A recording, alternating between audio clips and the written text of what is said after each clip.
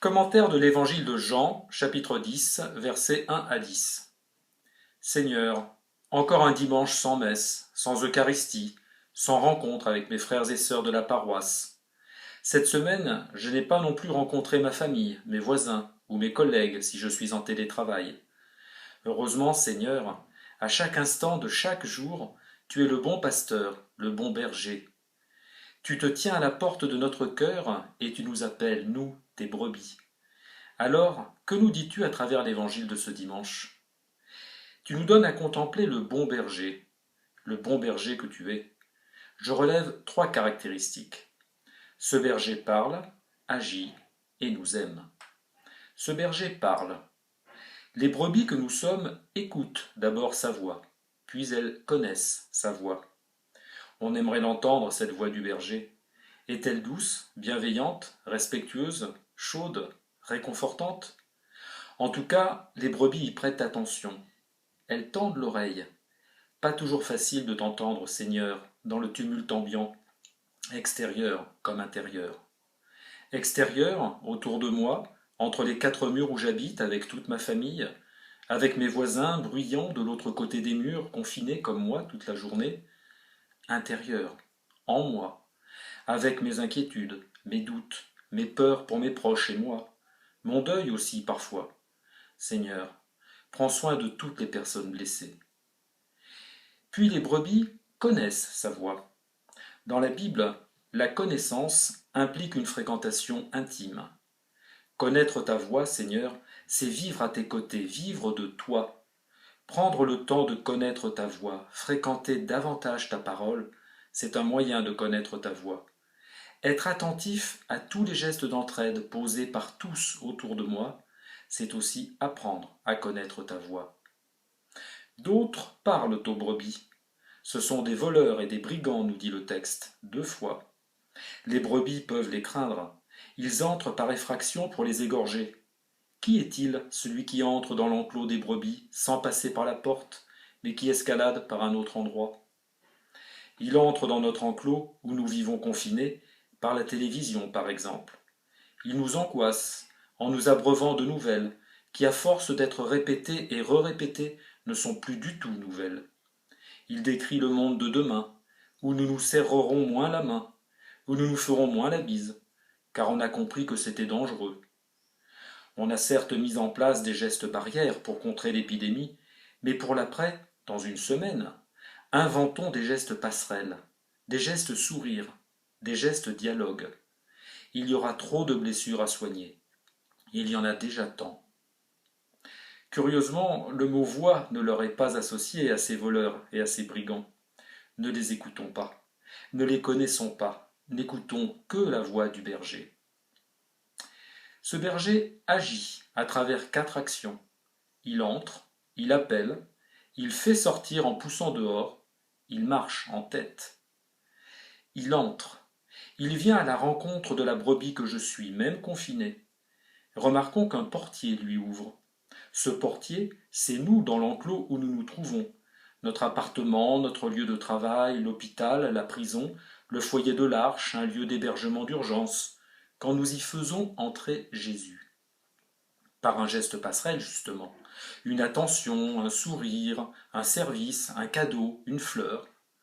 Le Seigneur a choisi d'avoir besoin de nous pour entrer quelque part. Même s'il peut parfois se passer d'un portier, comme lorsqu'il apparaît après sa résurrection aux 12, alors que les portes étaient fermées. Merci Seigneur de cette confiance, mais quelle responsabilité! Comme nous avons besoin de ta grâce.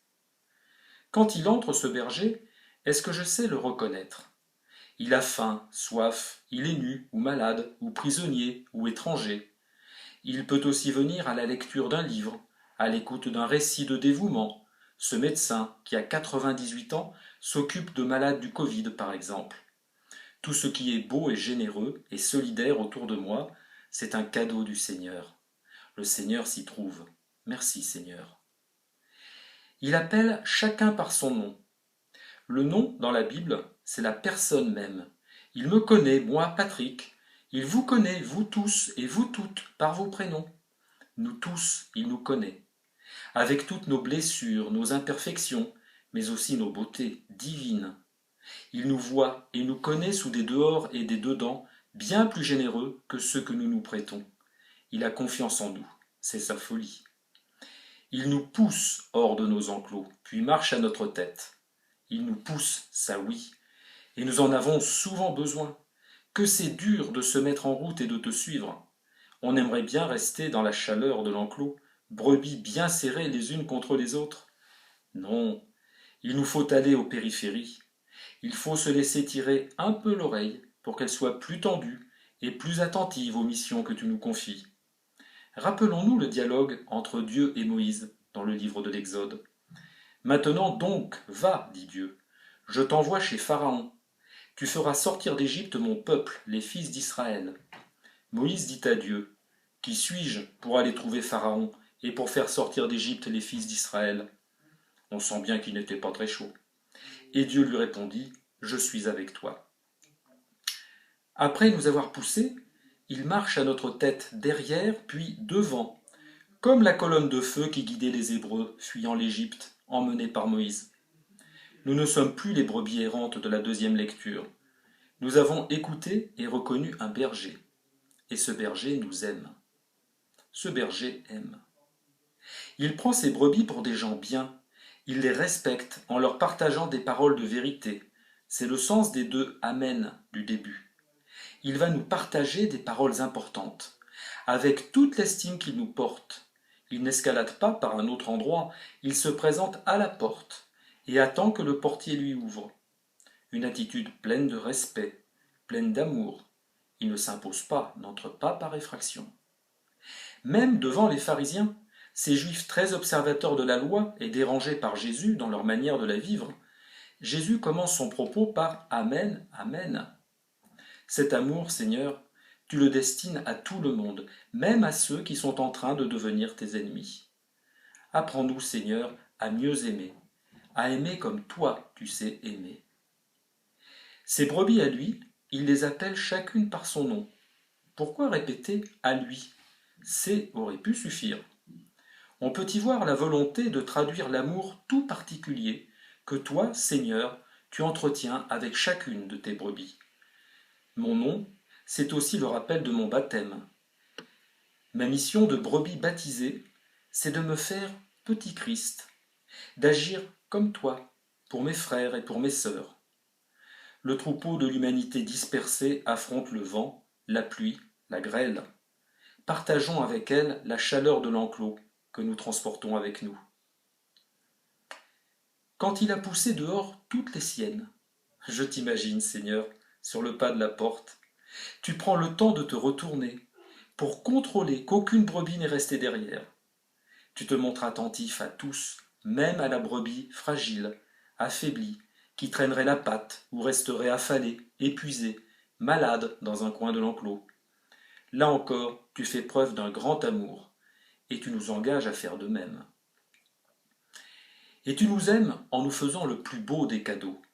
Tu nous dis à la fin du texte, « Moi, je suis venu pour que les brebis aient la vie en abondance. » Tu en as appelé un autre par son nom, pour le faire sortir de son enclos à lui, son tombeau. C'était Lazare, pour lui donner un supplément de vie terrestre. Certes, tu nous proposes une vie pleine, entière, qui a du prix pendant notre pèlerinage terrestre. Mais le rejet final du mot abondance dirige notre regard vers le ciel, et une vie tellement pleine, tellement entière, qu'elle n'aura pas de fin. La conclusion, elle est dans le verset 10, le verset final. Tu n'es pas le voleur qui ne vient que pour voler, égorger ou faire périr, c'est-à-dire qui donne la mort. Toi, Seigneur, tu es venu, tu as parlé, tu as agi, tu as aimé pour nous donner une vie en abondance. Le verset 11, non retenu pour ce dimanche, ajoute une touche supplémentaire. Tu nous dis, moi, je suis le bon pasteur, le vrai berger qui donne sa vie pour ses brebis. Le voleur prend la vie de l'autre. Toi, Seigneur, tu donnes ta propre vie pour nous, car tu n'es qu'amour. Merci, Seigneur, de nous aimer à ce point. Amen.